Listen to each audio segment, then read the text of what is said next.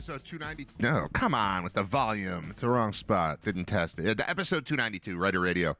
Sabres are not only in the playoffs, they will be a number 2 seed or a number 1 seed in the division. I don't know if you can even, or 1 and 2 even a thing anymore. I mean, Carolina is going to be 1. They're going to be the top spot in the conference, but that's nothing unless you play Carolina, especially when, I mean, really, it determines which of the wild card teams you play. Bruins or Sens. Whatever. I think I prefer the Bruins from an entertainment standpoint. I think. Games are more exciting than games against the Senators. Although I've more recently lost the playoff series to the Bruins than I have the Senators. Either opponent is going to be one that knocked the Sabres out of the playoffs one of the last 3 times they were in the playoffs. So, whatever. There's been a little bit of turnover on both rosters, on all 3 rosters, really, since the last time that part of the conversation would be relevant. So, whatever. We're celebrating this morning, aren't we? There's a game left, and the Sabres cannot be caught, despite a hard charge by both the Lightning and the Canadiens, especially the Canadiens. I mean, the Lightning were above the Sabres and then fell behind and then tried to catch back up. Montreal has been just pushing hard for the last 3 weeks or so to catch up, but the Sabres have held them off. A victory last night, a decisive victory again last night. The best part about this is the way that they look, and it sounds gross, like put your foot on the throat of the opponent when you're wearing a blade on your foot. It makes it sound more violent than I mean it to, but the ability to close out games, the ability to go into a third period with the full confidence that it's going to go your way. It doesn't mean it always will, but there is zero let up. I'm sure there's a better term for that, but you know what I'm saying. There's no, all right, we're good. 3-1, let's just sit on this lead and protect it. Maybe my favorite thing during the last few weeks here is how the Sabres get into third periods and say, still my game. And we'll go back to the mini losing streak of 3 games in which they gained 2 points. Like, maybe the best way to think about this team is how even when it's bad, something good is there since December 10th. But a game that's 1-1 and you win 5-1. Well, it's 1-1, or excuse me, a game that was 1-0 after 1 the other night. And they come out in the third period and you're like, no, 5-0. We win 5-0. And a game that was tied at 1 and then became 2-1 and 3-1 and then 4-1 and then 5-1. I mean, this is a regular occurrence with this team, and they have absolutely earned their spot atop the Atlantic Division. What a year. I mean, seeing a graphic yesterday, I don't even know where I was. We're talking 3rd most wins in the history of the franchise, I believe. And if it's 4th, so be it. But it's in the conversation with team that went to the Cup Finals in 75 and President's Trophy winning team in 06-07. It's that kind of year. Now, it's a little bit... No, because that was just wins. That wasn't even about points. That was just wins. You've played the same 82-game schedule, so win. That makes sense. That is a legit statistic. I was going to apologize for it a little bit because of the 3-point games that exist in the NHL now and push point totals up. But really, if you're just looking at wins... I guess there used to be ties, so it's a little bit tainted, or a little asterisked because of the lack of ties now. But still, the lack of tie means every tie could have become a win, could have become a loss, and you were good enough to get a win, so I can explain that away too. The Sabres, after a little dip, so they clinched their playoff spot, and then the first night after they clinched the playoff spot, they lose 4-1 to the Senators and look like a team that has clinched a playoff spot. And I talked after that game about not being able to fake desperation. The Senators needed it. The Sabres did not. Then they went and got beaten pretty handily in D.C. and have since ripped off 4 consecutive wins in which they've scored 4 goals, 5 goals, 5 goals, and 5 goals. Gave up 2, 3, none, and 1. There's a winning formula here. with this team that's on display pretty regularly. I mean, I'm trying to think the last time I would question their effort in a game that they needed. And yeah, sure, you can say that they needed the Senators and Capitals games even after clinching the playoffs because it wasn't done and they still needed the division, but I'm giving them a nap, man.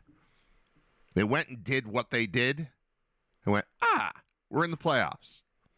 And for a couple nights, it looked like they were satisfied with that. Or not satisfied with that, but at least it's like, all right, we just did that. So I'm going to have a glass of water right now. Can I just, hold on a sec.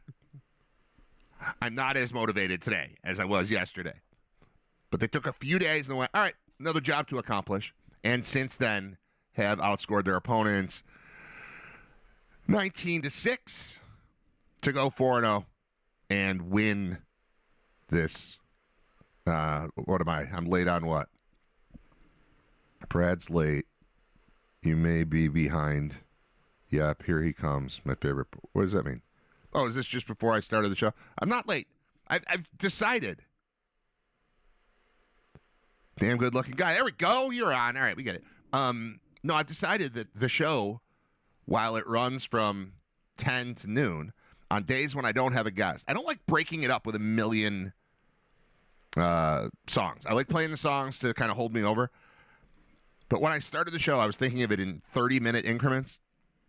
10 to 10:30, 10:30 to 11, 11:30, 11:30 to 12. Did I really have to say that? I broke it down into half-hour segments in my mind. It doesn't have to be that way, but that's how I broke it down. But I have found typically I very rarely have two guests on the same show, and I sometimes have no guests on the show.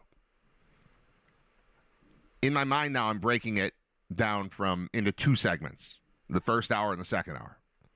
And in general, I mean, there will be reasons to break up an hour, but I don't really need to.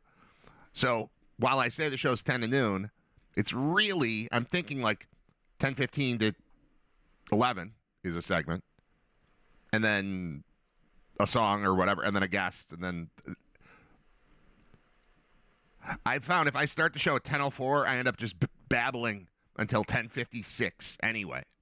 So why don't I play a little bit of music at the front, then do a nice long segment? It makes the editing easier. There's a lot that goes into it, but don't think of me as late when the show starts at like 10:12, 10:17. Like, that's what I'm doing. We're warming up. This is when I'm jumping in. It's my show. I get to choose. I get to do this. That's what makes sense for me. It is obviously the playoff drought has been broken. A few weeks ago, when it was oh boy, I'm not fait accompli is the phrase that came in my head, but I've never used it before. When it was a done deal, except it wasn't quite done, which I think is what led me to just try to use that phrase that I've never used before. Like, you knew it was happening, but it wasn't official, but it was happening. The Sabres had broken the drought. They were going to go to the playoffs.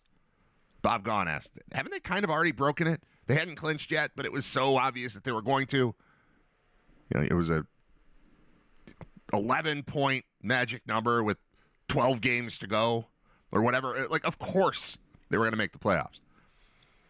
And it felt like the drought was broken. That's one drought. And then the other drought, to me, is winning in the playoffs. And the last time the Sabres won a playoff series was May 6th, 2007. My regular point of reference is that my children have never seen a playoff game. And by seen, I mean even been alive for.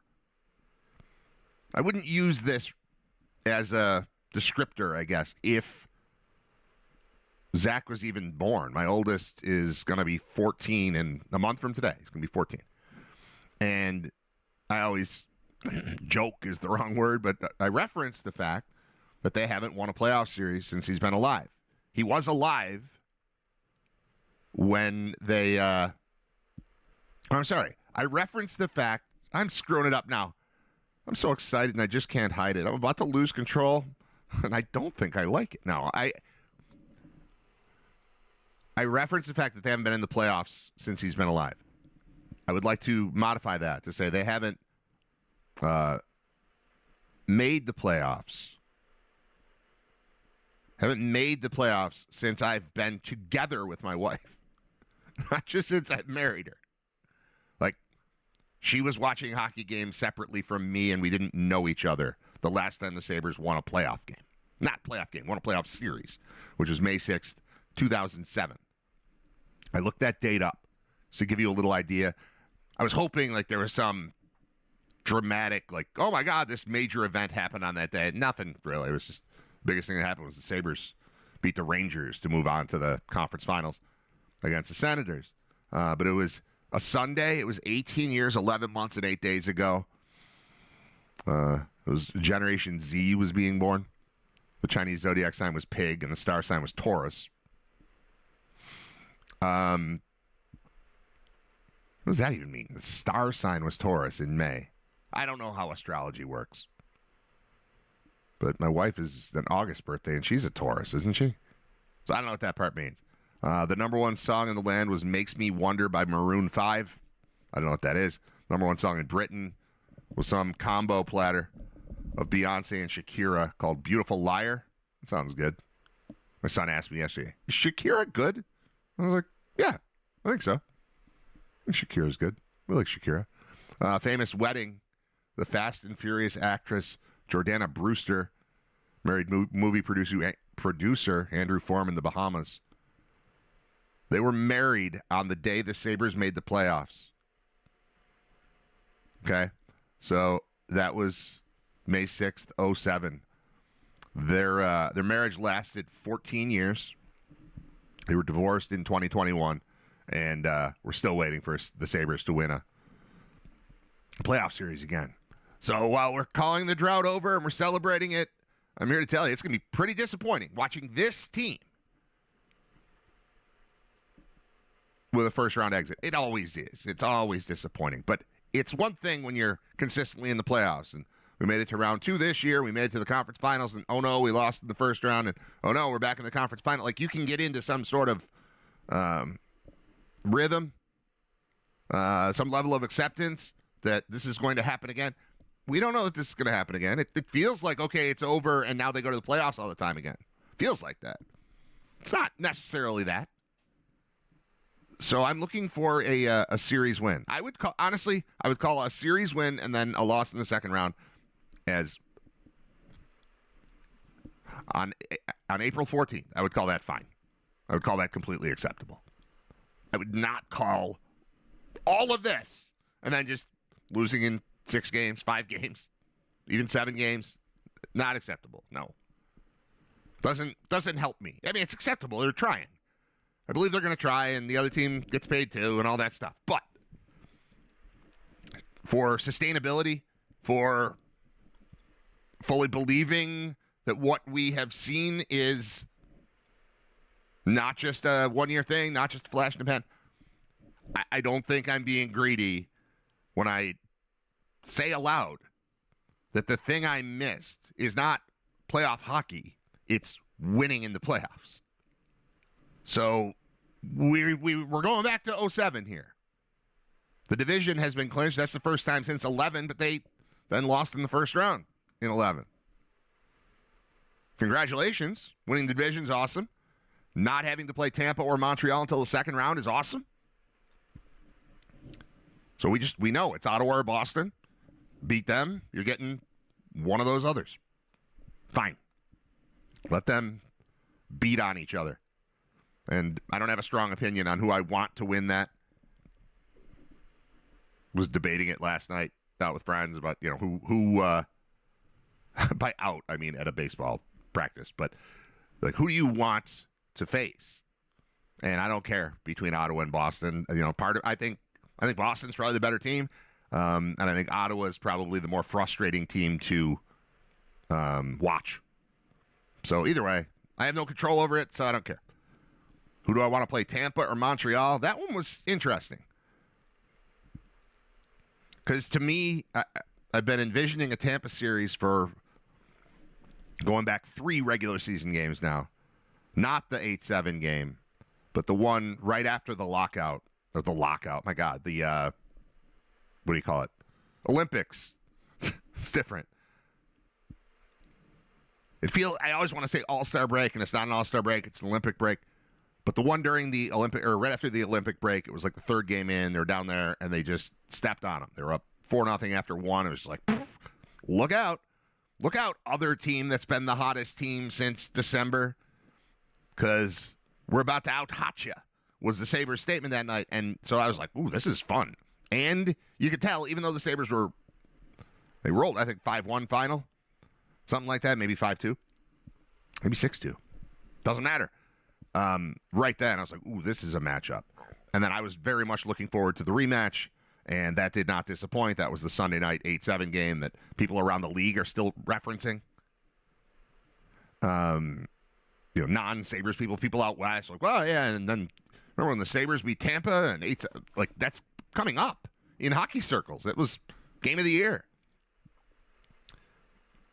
I have a taste for a Sabres Lightning playoff series. That sounds fun. That sounds like fun road trips for people. I'm not going to do it.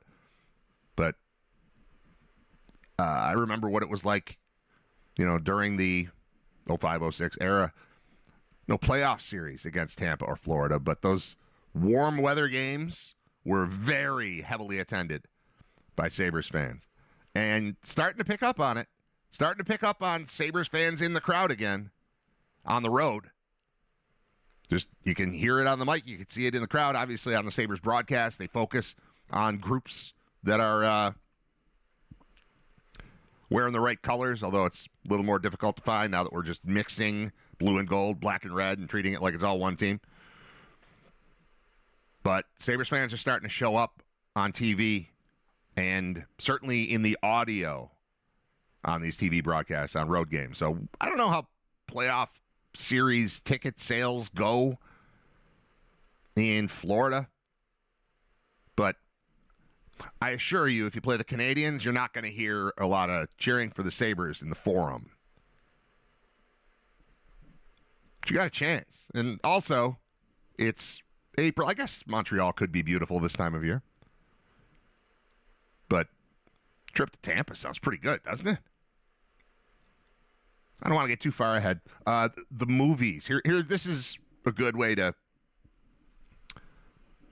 place May 6th, 2007 in your mental timeline. One of these, I hope, will stick for you. The top movies that week were Spider-Man 3. So that doesn't do anything for me because there have been a lot of Spider-Man movies and I don't watch them. I did see the first one, I think.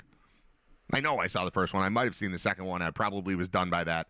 And that might be the last time I watched a legit, like, straight-up superhero movie. But that was big. Disturbia.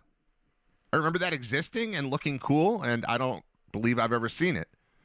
Fracture, I believe, is Anthony Hopkins and someone else cool. Let's find out. But these are the movies that were popular. The last time the Sabres won a playoff series. Say all you want about 2011, but I'm not big on losing to Philly or Boston, which are the two things that have happened since 07, but looking to win here, man. All right, I'm right that it's Anthony Hopkins and somebody, but I can't tell from the picture who that other guy is. This is a tiny little picture. And it's not going to tell me on this box office chart. So, all right, I'm right about Fracture. After shooting his wife, Ted confesses his crime and asks the court to move his case to trial. He represents himself against Willie, a successful lawyer, but there's more to the case than meets the eye. Fracture. That's 07. What else was out? Next, I don't know what that is. Hot Fuzz. All right. Hot Fuzz, to me, is a comedy that existed for 100 years before I watched it about a year ago. And it's great. But it took me really liking Simon Pegg to decide to watch that. Lucky You. I remember that. That's it's during the poker boom. There was an online poker boom that existed at the time of the Sabres' last playoff win. Lucky You was maybe Jennifer Aniston. It involved poker. It involved Jennifer Aniston, a dark-haired dude. There he is. Cast information. Jennifer Aniston for sure. I'm saying for sure. Nope.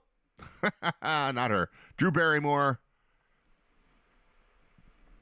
And Eric Bana. Horatio Sands was in it. Deborah Messing. Robert Duvall was alive. He was in it. Robert Downey Jr. It was a Vegas poker movie. A hotshot poker player tries to win a tournament in Vegas, but is fighting a losing battle with his personal problems. That's the era we were in. This encapsulates it, really. Online poker and the World Series of Poker were so hot at the time that Hollywood thought it was time to make a rom-com starring Drew Barrymore and Eric Bana based on online poker the last time the Sabres won a series. If you're wondering, am I just going to keep finding things that were happening at that time for the majority of this show? I don't know. I bet I'm going to do it for a little while, though. Late April. Oh, she's a Leo. You're right. Late April, early May is Taurus. I'm a Taurus. Zach is a Taurus. My son is a Taurus. Okay, the Taurus thing makes sense. I knew Taurus was important. I'm Scorpio. She's Leo. And then our first kid was Taurus. That's why I've got Taurus in my head. Okay. Lucky You was the 6th most popular movie the last time the Sabres won a playoff series. Blades of Glory. All right, so this is John Hader, hot off of Napoleon Dynamite. If you're like 20 years old, this means nothing to you. But if you're 40, or close, you should have some recollection of this. So this is like John Hader and Will Ferrell together in a movie about ice skating is post Napoleon Dynamite. But like just barely. And other than, what, bench warmers? This is the Leatherheads or bench warmers. Look, the last time we saw John Hader. Napoleon Dynamite was a big deal, and he was in another movie with Will Ferrell the last time the Sabres won a playoff series. Meet the Robinsons. Meet the Robinsons is an animated movie that I had never heard of until last summer when one of the counselors at the sports camp thing told my son Drew that he looked like a character in that movie named, I want to say, Goob. And then it turns out he does, exactly. And then we watched it, and Drew got mad. But then he eventually came around, and he liked it. But Meet the Robinsons was out so long ago. The rest of these movies, are we done yet? That seems like an Ice Cube movie. Ice Cube. Wild Hogs. That's Tim Allen and maybe John Travolta on motorcycles. Does that sound right? These are the movies that were popular. Yeah, there it is. Cast information. Let's see who's in this. It was like 4 old guys riding motorcycles. Tim Allen, John Travolta, Martin Lawrence, William H. Macy, Ray Liotta, Marissa Tomei, Jill Hennessy. What's up, Jill Hennessy? I haven't heard from Jill Hennessy in a while. She was Assistant DA Claire Kincaid in the heyday of the original Law & Order. Big fan. Stephen Tobolowsky was in it. That's Ned Ryerson from Groundhog Day. These are the people who were entertaining us the last time the Sabres were entertaining us by winning a playoff series. Happened in 2007. What else on domestic box office? 300 was out. Grindhouse. That's like a lull in Quentin Tarantino's career was happening right then. Grindhouse was the 2 movies jammed together that me and 14 other people saw. Waitress. Night at the Museum. Night at the Museum was in the theaters. Not Night at the Museum 3. Night at the Museum. Robin Williams. Alive. Very much alive. Music and lyrics. That seems like Hugh Grant, and this is I'm at the 33rd most popular movie on that date. May 6th, 2007. These are the things that were entertaining us. I need to look at television ratings. That's more fun. TV ratings, May 2007 chart. Here are the shows that were entertaining us the last time the Sabres won a playoff series. 0607 ratings history. TV ratings guide. Sure. I'll use this. All right, here are your top shows.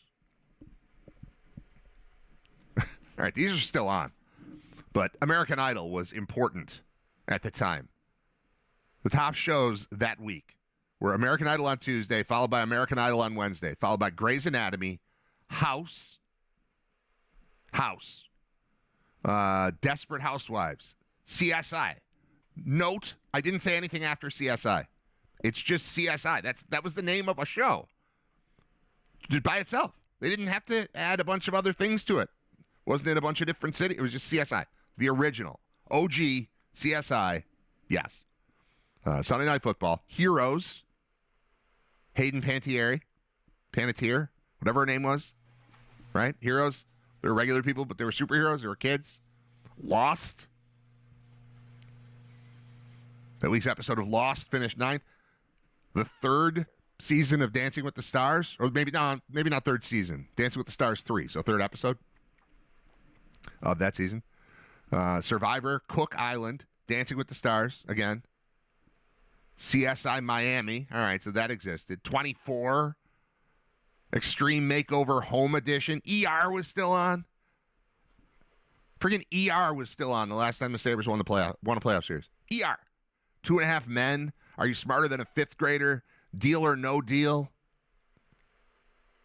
Simpsons Office, Family Guy, King of Queens, Criminal Minds, Prison Break, My Name is Earl, Ugly Betty, Super Nanny, Studio 60 on the Sunset Strip, New Adventures of Old Christine, Bones, How I Met Your Mother, Scrubs, The Nine, Ghost Whisperer, Numb 3RS. Some people call that Numbers, but there's a 3 in it, so we do it that way. Las Vegas, 1 versus 100, Jericho, Men in Trees, Boston Legal.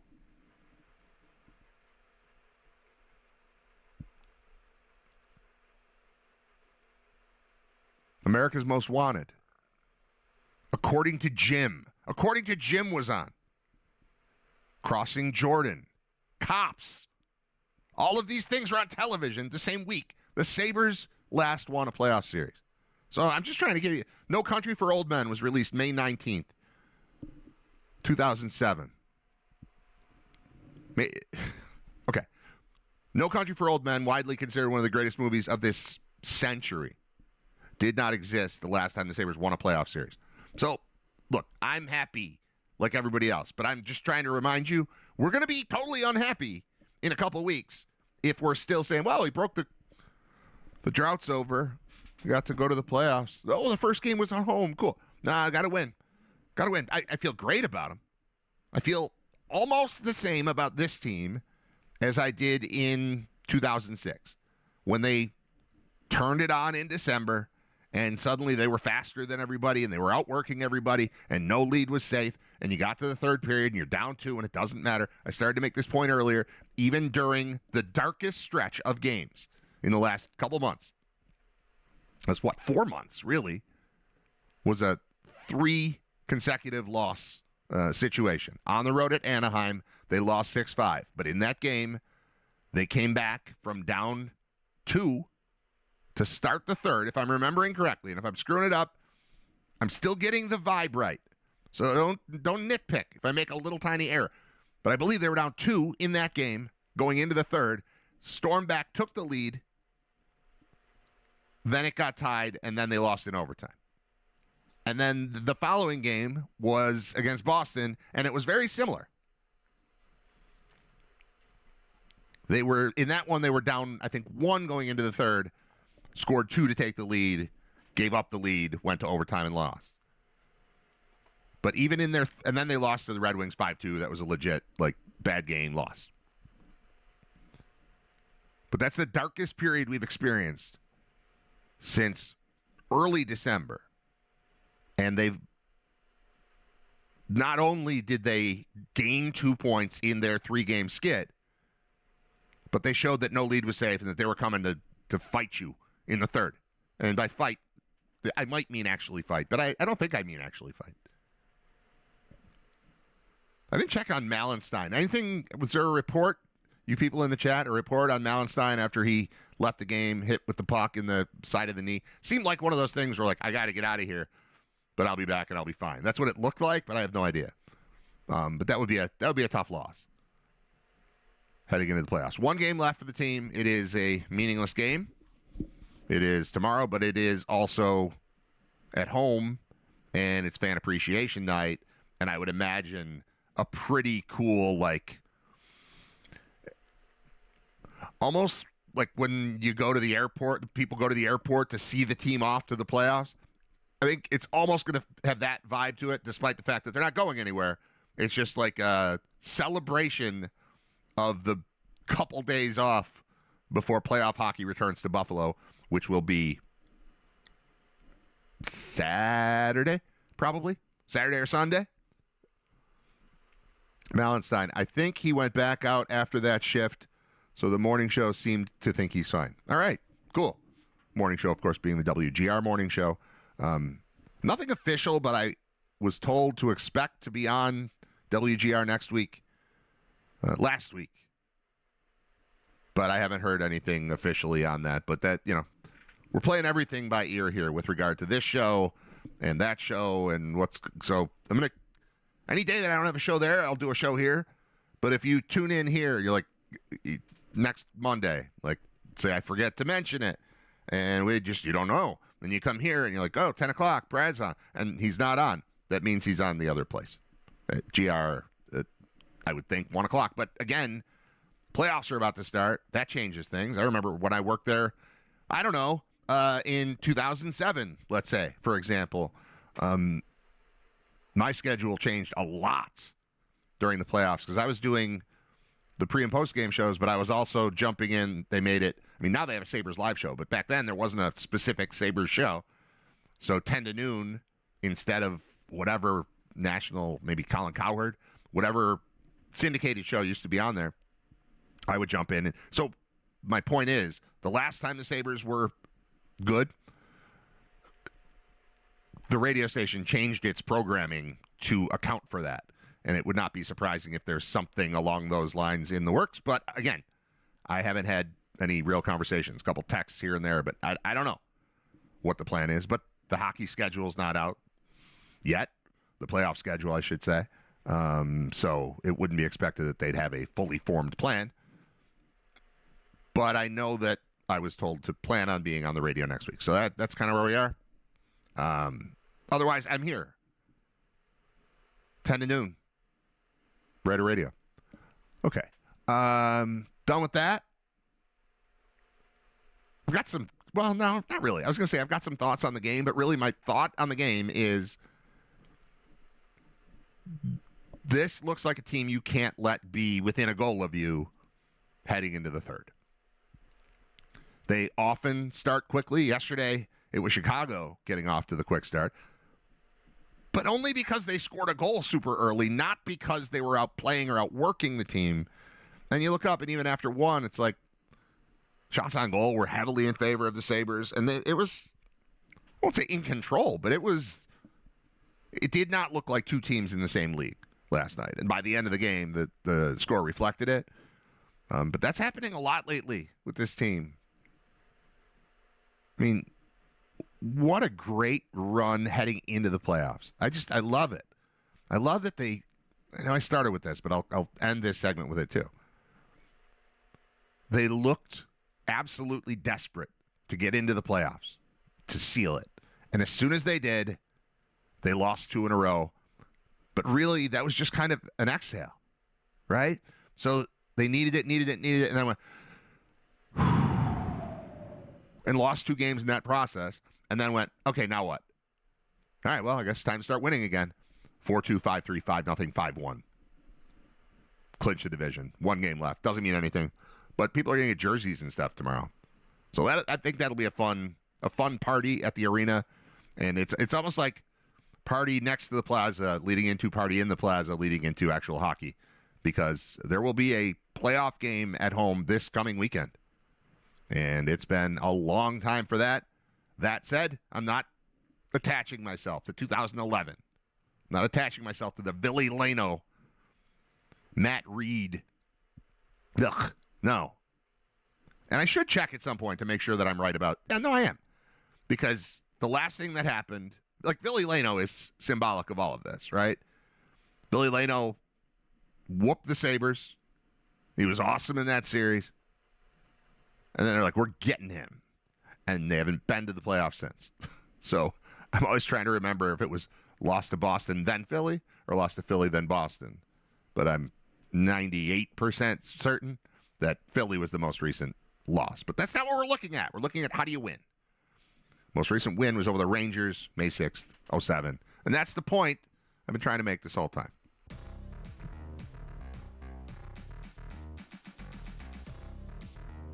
Did I guess right on volume? I did. Yeah, what's up? Episode 292 of Riter Radio continues. The entire first hour was focused on the Sabres, who have clinched the division and got one game left and awaiting a playoff opponent. It will either be Ottawa or Boston. We know the Sabres will face the team that finishes ahead in that battle. And as of right now, it would be Boston. But they're up 1 point. Of course, I don't have that open. I've got 75 other things open. I don't have the standings open anymore. But up 1 point. Boston up on 1 point on Ottawa. They each have a game left. So it's most likely Boston. Most possible outcomes would point toward Boston, but it is obviously entirely possible for the Senators to pass them. And then they would move into the top wild card spot, and that's who the Sabres will play. Top wild card spot. Montreal will play Tampa. Winner of that will face winner of Sabres and either Boston or Ottawa. So that will be a true Atlantic Division series regardless. The Metro Division will get an Atlantic Division team in it, which essentially becomes an Atlantic team for the second round of the playoffs, and then we go from there. Follow? We've got a lot of stuff to learn here, guys. If you are not, if you haven't been locked in, the playoff format has changed. It's still best of 7 series. It still isn't going to feel any different. And the NHL has, swapped playoff series around forever. Like, it doesn't even make sense to me in my head that the Sabres played the Flyers in the Stanley Cup Finals in 1975. How? Because I wasn't consciously aware of hockey and playoffs till like 1980 or 81 because I was 6 or 7 and I'm a nerd, so I cared about that stuff back then. And be careful because that turns into years and years of just doing this when that's all you know is that stuff. All you care about is sports and music when you're 6 years old. You wind up doing this. All right, so I've got a million things open on the screen. One of them is just ESPN.com. I want to read you the top 4 things that happened in the world of sports. Now, I know they've got their featured story in the middle, like right there, predicting the entire NBA postseason with a surprise champion. Wonder who their surprise champion is. Might have to click on that too. But I've got too many windows open, and if I open one more, the whole thing's going to crash, and then the show's going to end, and I don't want that to happen. I want to get through all the stuff on the screen. So I've got 40 minutes to do that. I can pull it off. No guests today. Bob Gaughan's weekly appearance will be on Thursday this week. He checked in yesterday and said Thursday, 11 o'clock is his time. So I've got him scheduled. I've got Scott Wilson Friday at 11. And I don't know, maybe we should probably grab somebody for tomorrow. I don't want to do 2 straight shows with no guests. So, I don't know, maybe hockey. Maybe something else. I don't know. I haven't talked to John Fuller in forever. What's he up to? Flyers aren't in the playoffs. So we won't talk about that. We can talk about the Sixers with John. He's our senior Philly correspondent. We haven't had Paul Peck on in a while. They're obvious hockey people, like Owen Parker, who's been our senior Sabres correspondent. Haven't checked in with Paul Hamilton since December. Maybe once since December. No, it was once. I talked to him once, but it was on the radio. It hasn't been here. He hasn't been on since the Sabres were on a 3-game streak since Yarmo.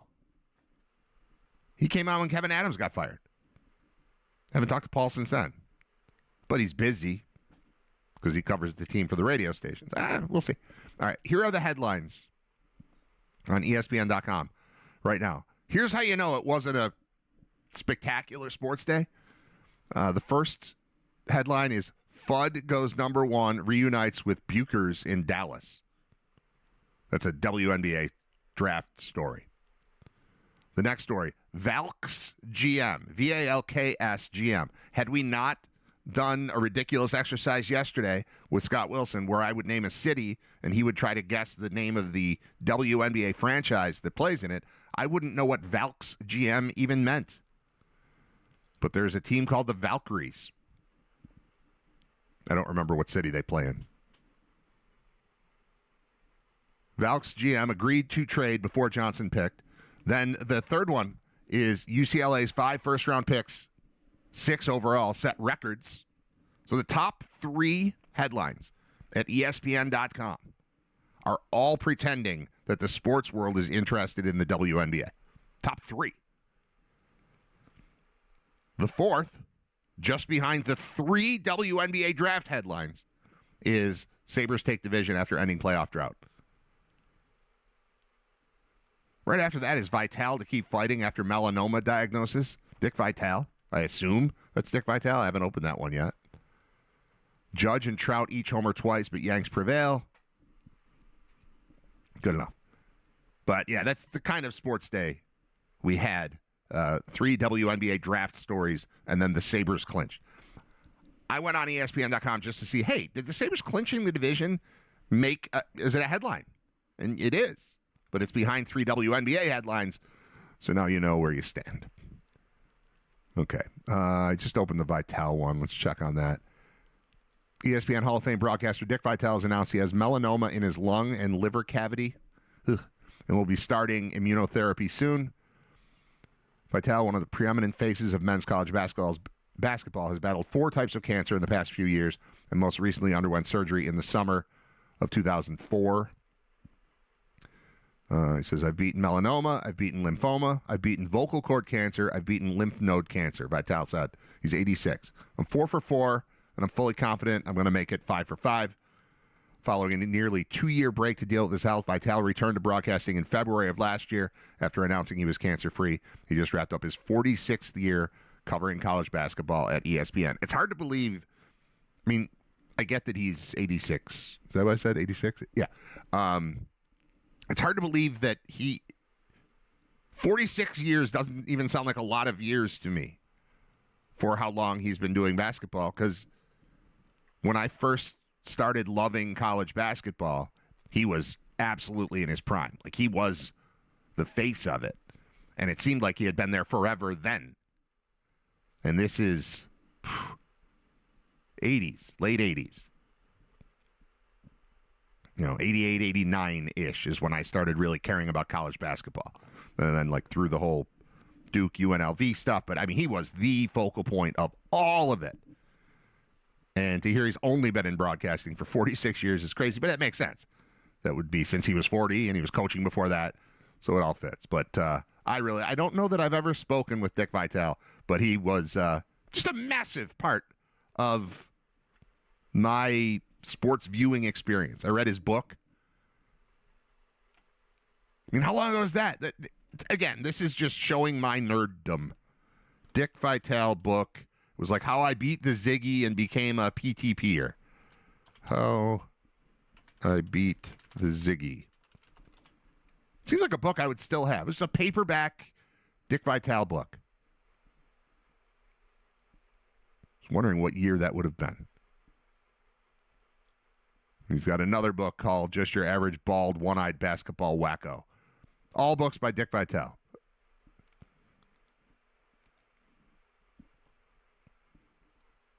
Timeout Baby. Oh, that is the same. That's the same book. Dick Vitale. Just Your Average Bald One-Eyed Basketball Wacko who beat the Ziggy and became a PTPer. All right, that's the book. It was published December 31st, 1987. So that's how long I've been hanging out with Dick Vitale. Long enough that that book came out and I had to have it. I can't believe I don't still. I pared down the book collection at some point, through moving. Books are the worst thing to move. And, apartment to apartment to apartment to apartment to house to house. Some things get lost there. Not even that. Home to college to home to apartment to apartment to apartment to apartment to house to house. So, yeah, I've lost some books since 1987. Do you know that your would-be senior WNBA correspondent is listening? Yes, Liz, I know that you're listening. I apologize. I just don't enjoy your league. And I don't think there is ever a case where the top 3 stories at ESPN.com should be about the draft from the night before, especially considering that there are 3 rounds and like 6 of those players are ever going to play in the league. But we have an understanding. You're a Liberty fan. I get it. You're like a hardcore Liberty fan. Although, Liz is my only WNBA fan friend, as far as I know. I'm wondering what's happening with the Toronto team showing up. I think we've probably talked about this in person. But you're a Liberty fan because you were in New York then, and you're in Buffalo, and then you're a Liberty fan. Then Toronto shows up. Do you just use that as a vehicle to watch the Liberty play, or do you adopt the local-ish team? I will say, now that we've got that train, it's easy to get to Toronto. So you might want to flip. You might want to convert. I don't know. I don't know your history. Senior WNBA correspondent. Why didn't we think of this before the draft? Oh, I know, because I didn't know there was a draft until yesterday. And it was already happening, and I don't know anything about these people. All right. There's no way that there should be 3 top stories on it. Well, Trout and Judge each homer twice. 2 people whose last names we use and everybody knows who we mean. Both homer twice in a baseball game. I'd say bump that up. Maybe 2 WNBA stories, and then the Sabres, and then Trout, and then maybe the third one. I don't know. All right, I got a bunch of stuff on my screen. I'm going to try to get through it. It's already 11:28. We'll see what happens. Those are 2 WNBA stories. Not do those yet. This is just like cool info that I didn't know anything about. Augusta National members don't get much course time after the Masters. The Masters in the books, but Augusta National won't exactly be getting back to normal business like any other course. On Monday after the tournament, select VIPs from Masters sponsors and broadcasters get to play Augusta National, as do the 28 winners of the Masters Press Lottery. I remember when Mark Gahn won that, and he got to play. Bob's brother. Or really, I would say Bob is probably Mark's brother. I just know Bob better. But either way, Mark's been on the show. Mark's awesome. Yeah, surprise. Bob Gahn's brother is also cool.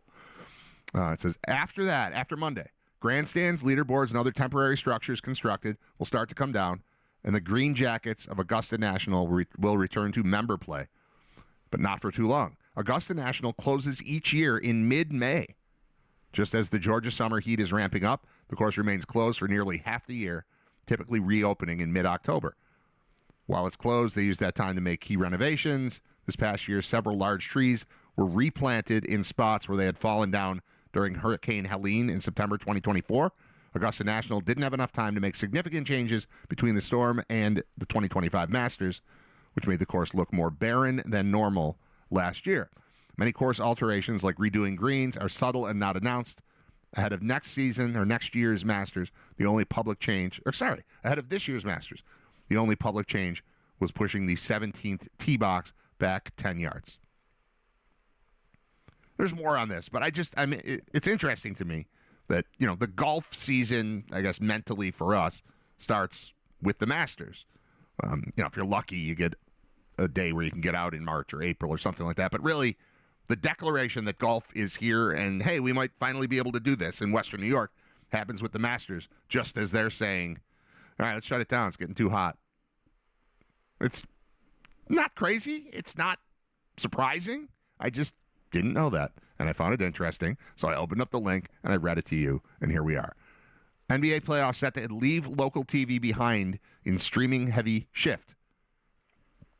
I will watch, I would imagine, if things go well for the Sabres, I will watch much less NBA playoff basketball this year than I have for the last several years, because if I don't have a dog in the fight, as incredible as NHL playoffs are, it just makes me sad. Like, you tune into hey, it's game 6 between the Kings and the Ducks, And it's awesome and it's intense. Even in LA, it's crazy. But if my team hasn't been in the playoffs for years, I just don't feel it. And it's kind of like I see how good it can be. And I'm like, I wish we had a team in that league. And then I would just rather watch the NBA because the NBA playoffs are fantastic too. And we don't have a team, so that one is just better for me. But not unlike, the Bills play at 1 o'clock on a Sunday and they win. It's a good game and I'm all pumped up from it.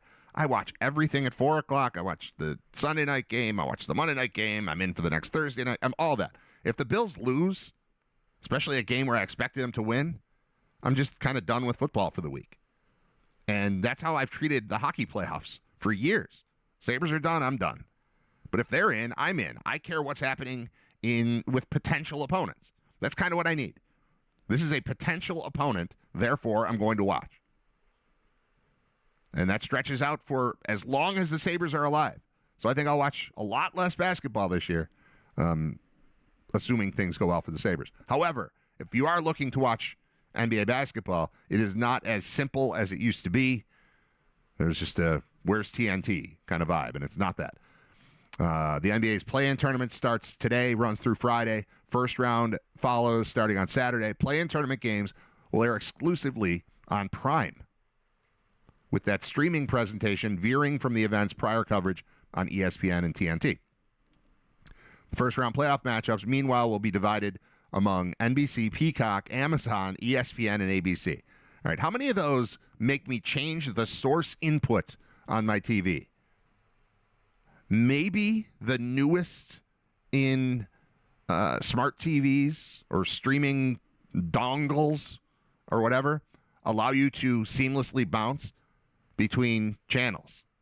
And not just channels, but I hate when there's something on opening night of Major League Baseball was on Netflix, which is fine, except that the Sabres were also on.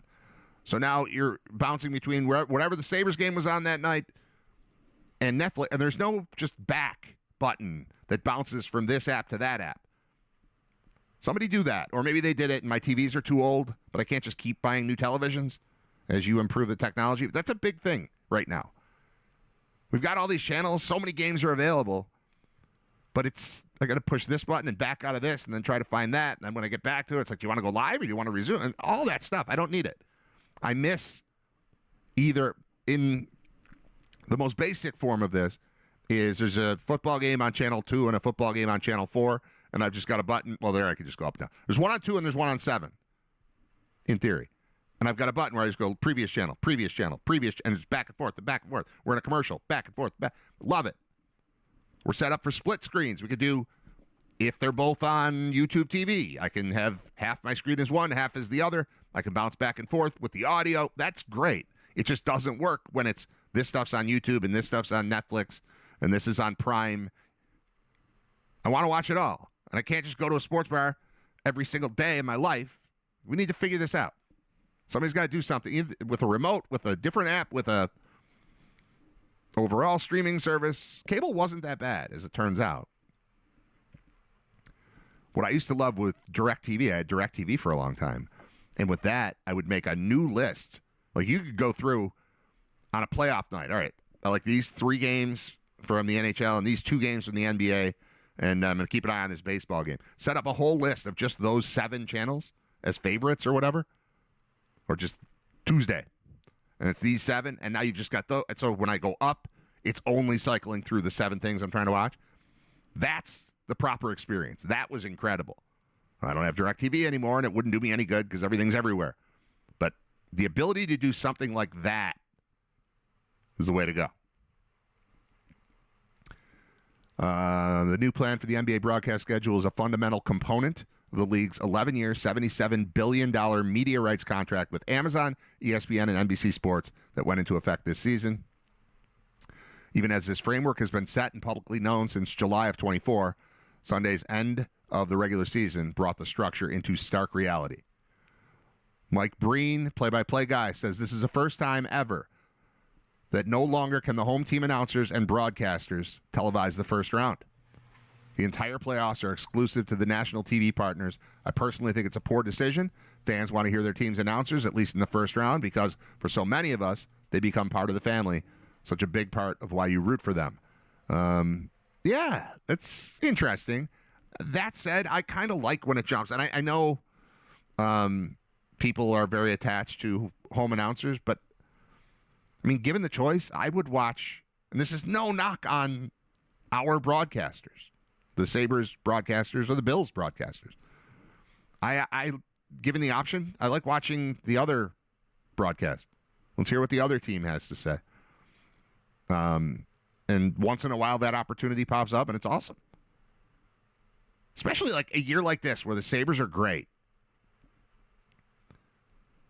I don't need to hear my same friends, Dan and Rob and Marty and Bryant. Like, they already said how great this team is. Let's hear somebody else say how great it is. Like, I can get into that. I don't get as attached to, the wrong person's calling the game. Like, I don't know. I like when random people are calling the game. Not even random. National. Like, what's the national opinion on my team? I like that. I get excited when it's a Nance and Romo game.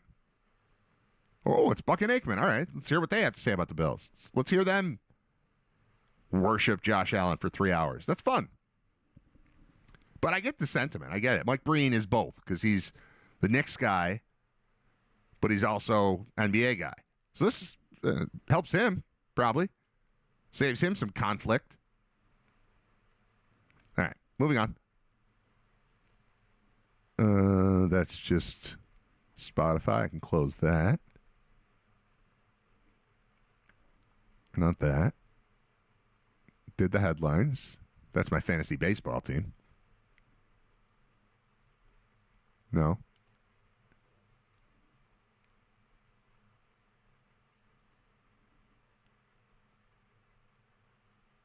No, that's really just an ad. Oh, Diana Rossini. Here we go. Diana Rossini's situation highlights tension within the New York Times. This is a Mike Florio piece from ProFootballTalk.com, whose name I can't ever say without thinking of the one time that he was on hold. So I was doing a show at GR. Dan Sontag, that's Psycho, was producing the show. And I had a regular thing with Mike Florio. And, he's on every Thursday night or whatever it was. And I would go into the break, or come out of the break and start the segment while Dan's still trying to get in touch with him. And then his name would pop up, and it would just say, like, Florio, or Mike Florio, or Mike, or whatever. And he put Mike Flower Pants. No reason, made no sense, not really even a funny joke. Has stuck with me for 20 years. I see Mike Florio's name, and I think of Dan Sontag and Mike Flower Pants. So anyway, Mike Flower Pants wrote, there's a subtext to the recent Diana Rossini situation at The Athletic.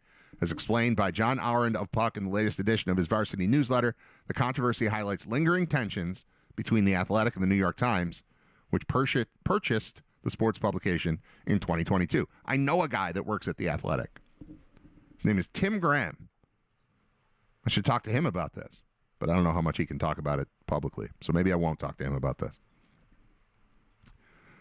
RN describes the Times as not quite a media company, but rather a loosely organized federation of warring factions. They have tribal leaders with a penchant for nursing longitudinal feuds, petty or otherwise. Wow, that's pretty verbose.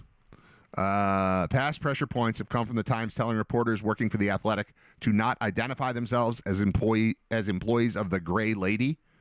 I don't know that nickname. Maybe I should. Reporters with the Times have complained that The Athletic operates under looser standards and rules. I can see that. I don't think of The Athletic as the New York Times except when I go try to read a story and it's the New York Times that's harassing me for money. Via our end, the Diana Rossini, Mike Vrabel imbroglio, quote, has struck a particular nerve because staffers fear it reflects more broadly and more poorly on the publication's reputation. I can see that. Like, she works for The Athletic, which is a part of the Times. And even when Scott and I were talking about this whole situation, when was that? Last Friday, for the first time. He referenced the Times, and I'm like, The Athletic. And he's like, the Times. They don't register in my brain as the same thing. no knock on Tim and company. I just, the New York Times has a higher, I've known of the New York Times my entire life, and The Athletic is a place that hired my friend Tim a few years ago and has been successful, and then was purchased by the New York Times, I think. That's how it worked. But my overall point is I don't attribute the same gravitas to The Athletic that I do to the New York Times. Not even in a bad way. It's just, that's the New York Times. That's, in theory, the gold standard. And then you're The Athletic, an offshoot of, I don't know. All right. It makes for a bigger mess than it would have been if, for example, Rossini were still at ESPN. The broader and pre-existing dance between The Athletic and The Times makes the scandal a political football in the broader chess match between the two operations. Interesting. Groundbreaking? No. Interesting, yes. Worth reading. Colin Cowherd on the Rossini and Vrabel story. Don't confuse moral and ethical. I don't want to play this if it's audio. No, I want to read it. Don't confuse moral and ethical. Diana's in a space where it's moral and ethical. Mike's is moral. And again, these are allegations. That's the other reason I don't talk about it. I don't think mainstream broadcasters, writers talk about moral stuff. If it becomes ethical, if a reporter gets fired for this, then that means the New York Times discovered ethical breaches. Therefore, the mainstream media comes in to discuss. They have evidence, therefore, of an ethical lapse. I think that's how I feel, too. Thanks, Colin Cowherd. He's far from the only one who has been hesitant to publicly discuss the moral and ethical situation as it unfolds. Dan Lebitard said on Thursday morning that he was really uncomfortable discussing the circumstances surrounding Rossini, who's a personal friend of his and a regular guest on the show. However, if the Athletics investigation confirms a breach of Rossini's journalistic integrity, it will fall to anyone covering the situation to report on it fully and honestly, personal feelings and working relationships aside. That sounds about right. We were talking about this. Like, it's not being heavily discussed because you don't want to step in it. That's another part of it, too. It's like, it doesn't matter for me. I'm just a guy talking. I'm not working for some big corporation that, has relationships with the Patriots or with the New York Times or The Athletic or Diana Rossini or Mike Vrabel or any of that. So it doesn't matter what I say, but that is kind of how I feel. If Mike Vrabel has a girlfriend, doesn't matter to me. If Diana Rossini has a boyfriend, both of them are married, you know what I mean? It doesn't matter to me. If the two of them are together and she's getting scoops on Patriots things and league things, then it matters. I mean, I'm not a journalist. I'm just a dude talking. I consider this even the official version of this if I'm on the radio at WGR, which I think I'm going to be next week. I don't consider myself a journalist. There's some overlap, I guess. But generally, I consider it the entertainment industry. Whereas Paul Hamilton is journalizing. Paul Hamilton's journalizing. Sal is journalizing. I'm not journalizing. Bulldog's not journalizing. Hey, this is a Bulldog. How's that? I've been practicing it for years. Hey, this is a Bulldog. Join me. That was the same as my Rolf the dog. I just realized. When I said join me, that was Rolf. Rolf the dog here. Pleased to meet you. Hey, this is the Bulldog. Rolf and the Bulldog are the same. That's why I was so surprisingly good at Rolf a couple months ago when I tripped over the Muppets and couldn't stop talking about the Muppets. I'll have a grasshopper, please. No, that's wrong. I'll have a grasshopper, please. It's hard to see a guy. What is it? It's tough to see a guy that green had the blues that bad. Hey, this is the Bulldog. It's the same thing. I'm sorry, Chris. I like both Ralph and Chris. I just didn't realize that my two dog voices were the same.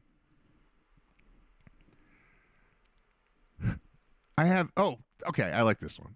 It's like I have too much WNBA stuff open that I don't really care about. MLB. So have you been to a baseball game yet this year? With the ABS, with this? I was reading something yesterday that umpires, Little League umpires, are starting to see kids tapping their heads when they disagree with balls and strikes. And that it's like, are we supposed to be mad at them? If they just do that quietly, is that grounds for ejection? Is that arguing with an umpire? Because you can't argue balls and strikes, right? Arguing balls and strikes is cause for immediate ejection. It's not, it doesn't always play out that way. They don't always throw you out just for going, come on. But they can. Legally, an umpire can just throw you out of the game for questioning balls and strikes. And does this count? Little head tap? For those of you not watching baseball, that's how you call for a challenge now. You think it was a ball, but it was called a strike. You're the batter. You go, and then immediately the whole thing kicks in. The system's been great. But it is interesting if that carries into whatever, college, Little League. You're an umpire. That's an insult. That's a... Like, don't show me up. You get thrown out of a game for showing up an umpire, right? I'm just trying to do my job. If you start making me look bad or attempting to make me look bad, I'll just throw you out of here and I'll look fine. These are head tap grounds for ejection from a Little League game when my kid does it. Because he's going to do it. I know he's going to do it. They haven't had a real game yet, but Drew for sure is going to do that. Nate, no. Nate's more under control. But I can see Drew doing that.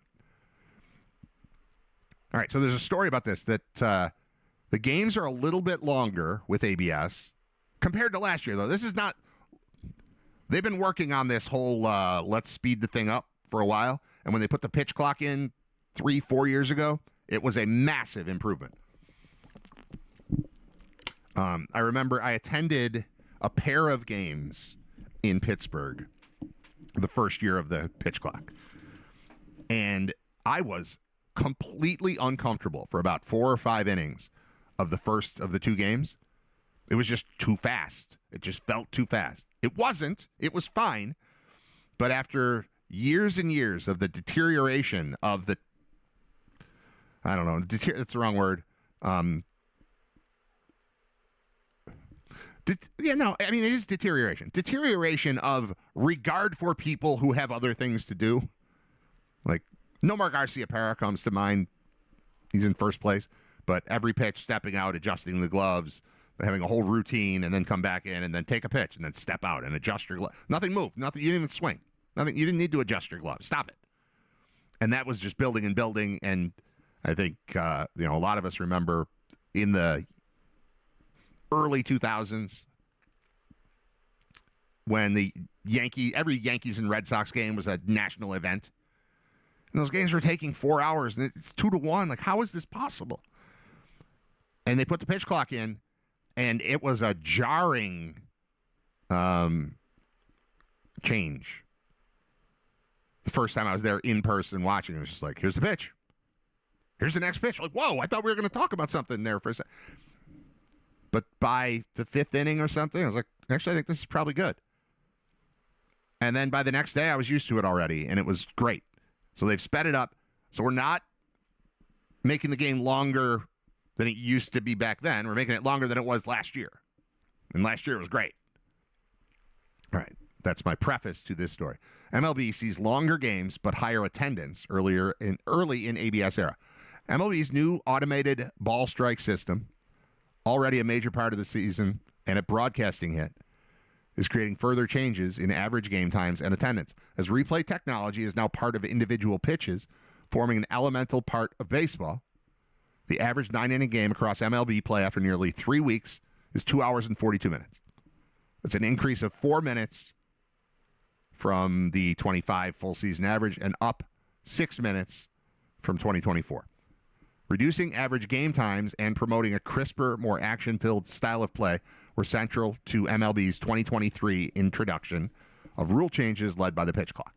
That indeed has happened. The league remains down sharply from before the pitch clock, when an average game required at least 3 hours for 7 straight seasons. So the pitch clock dropped it from 3 hours, dropped like 18 minutes off immediately. Commissioner Rob Manfred, however, said he's comfortable with a trade-off involving a small give back of the pace of play gains in return for the heightened accuracy that ABS and the challenge-based format provide. I agree completely with that. So that's a price I'm prepared to pay on the Dan Patrick Show last week. Attendance is up. The league is seeing an early lift in attendance to start the 2026 season, even with a typical dose of cold weather April games in the Northwest and Midwest. Oh, nothing about the Northeast. Let's hear it. Through Sunday, they're up 4.2% at the gate. The Jays are showing the largest increase on a per-game basis. A couple reasons there. I mean, obviously, they went to the World Series last year. And they've got a roof. So that helps. I mean, I guess they had a roof last year, too. So I guess that doesn't make sense. But I went to one game so far this year, and it was in Toronto, and it was very well attended for a day game. A Wednesday 3:07 first pitch. Now, it was Ohtani, and it was a rematch of the World Series, and I went with my family, and so did 3 other families that I know from Buffalo make the trip up to Toronto. So that was a kind of a special game. So maybe I shouldn't, not recency bias, but what is it? Like a not circumstantial evidence. I saw this. I went there, and the crowd was good.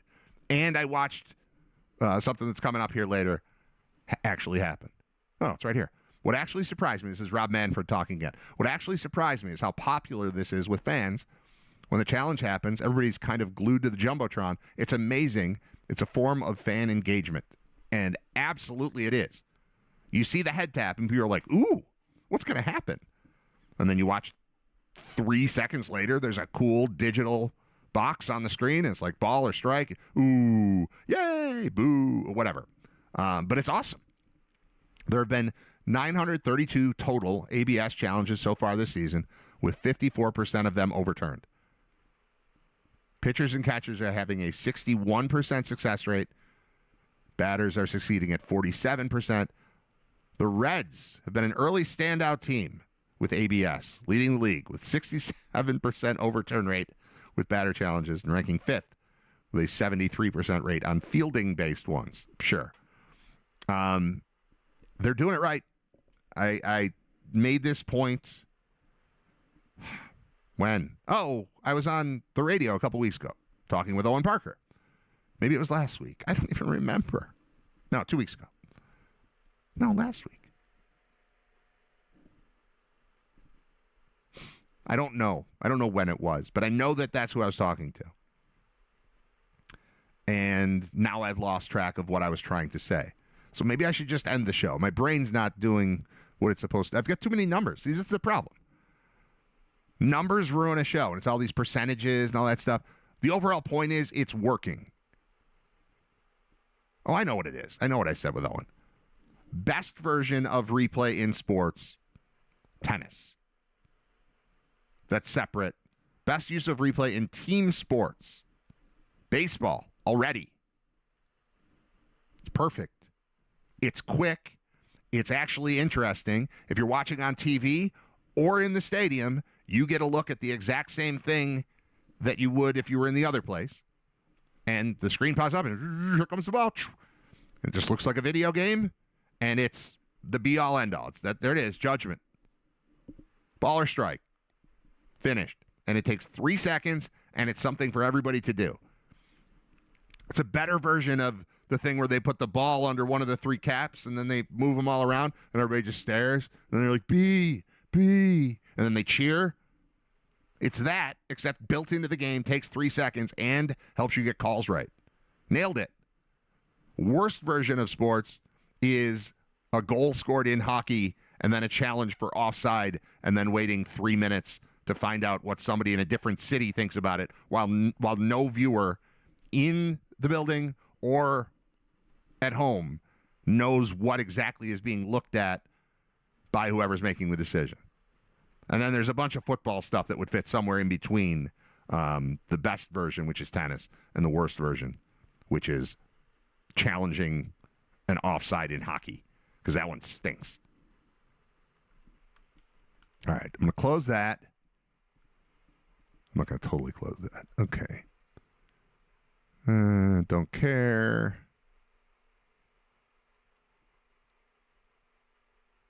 All right, I'll read this one. This is WNBA again. Ozzy Fudd. Azzy. A-Z-Z-I Fudd.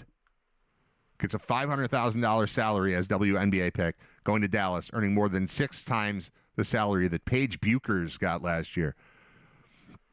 The Wings selected the UConn guard. The Dallas Wings selected the UConn guard with the number 1 overall pick on Monday night in Manhattan. Her rookie contract pays $500,000 in its first year. Her Wings teammate, Paige Buchers, taken first last year, made $78,831 from her base salary last year. Good news is they're dating. So combined, they're doing fine.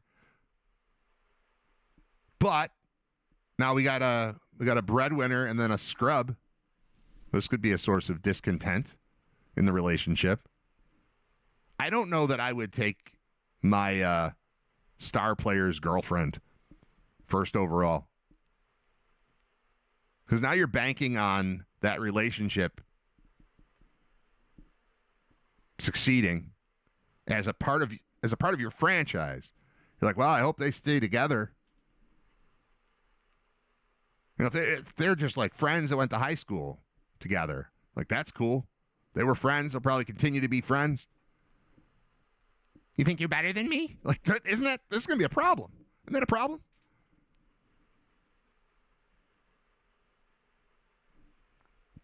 The huge increase comes from the league's new collective bargaining agreement secured last month with WNBA players. The deal brings the salary cap to $7 million, up from $1.5 million in 2025. The deal coincides with the start of the WNBA's new media rights deal, worth $200 million annually with ESPN, Amazon, and NBC. The 11-year deal will bring the league $2.2 billion with options to renegotiate 3 years in.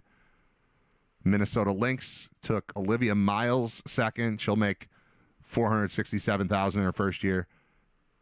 The next player will make $436,000.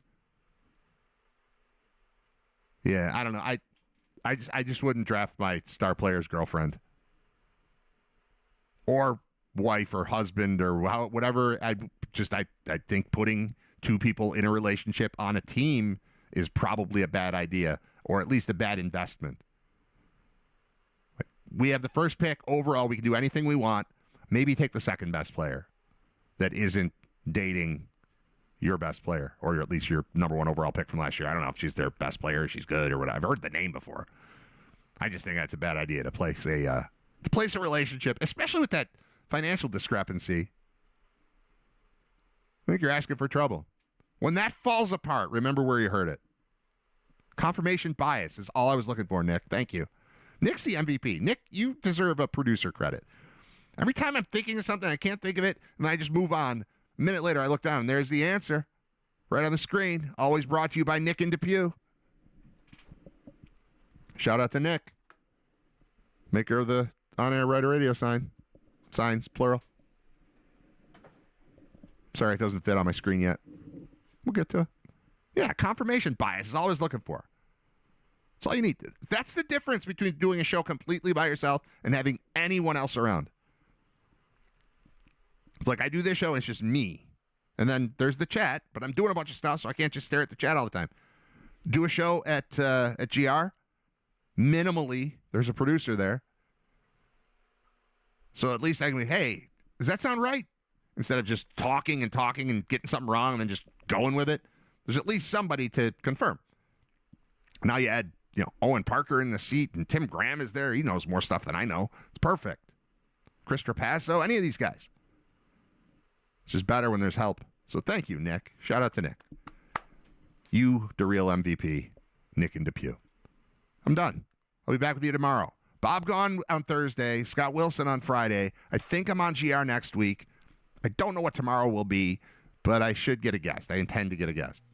And tomorrow will be the final regular season game for the Sabres, but it's just kind of a party near the plaza because they've locked in their spot atop the Atlantic Division. And I guess that watching what Ottawa and Boston do is more important at this moment than watching what the Sabres do tomorrow against Dallas, although it's Lindy against his former team, and it's fan appreciation night, and you've just won 4 in a row, and you don't want to, I don't know, you can not dress anybody who's got a cough, you don't dress them. so it's not going to matter. But yeah, go win it too. Have another party there tomorrow night. Looking forward to it. All right, we're done for today. Thank you for watching, listening to, sharing, liking, subscribing, etc. Episode 292 of Riter Radio, and we'll talk to you tomorrow. What are you doing for lunch? I don't know. I have a turkey sandwich. We're gonna go around the corner. I think you should come with us. This is a great place. Okay. We brought you a shirt. You get out of here? Will you get out of here? Will you? Now, will you go to lunch? Go to lunch. Will you go to lunch?